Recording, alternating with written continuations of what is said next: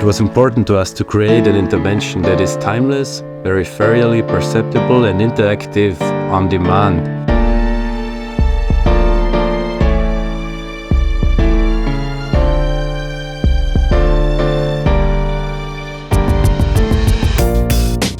AT&S is one of the leading producers of PCBs and IC substrates worldwide.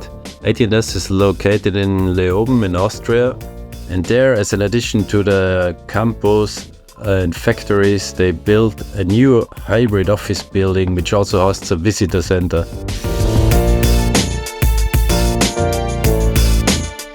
Ars Electronica Futurelab was invited to contribute to that visitor center with an artistic intervention. We thought about what is AT&S doing. They provide communication layers for electronic building blocks, or as they say, they provide the nervous system of the electronic devices that we all use on a daily basis. We came up with a physical metal structure that mimics the aesthetics of PCB tracks. That structure hosts LED strips and it unwinds throughout the building.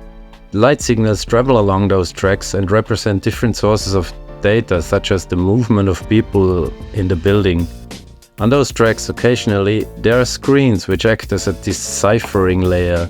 When a person walks by or approaches the screens, they fade in interactive applications, providing different views on the data the light signals represent.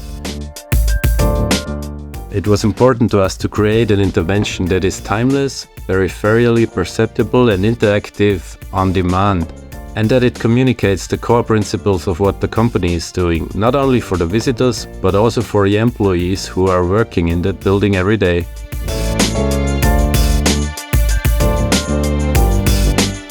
In addition to that installation, we created a real-time 3D application which is shown on a large projection using stereoscopic glasses. It's kind of a small deep space actually. And in that application you travel through the inner parts of a mobile phone.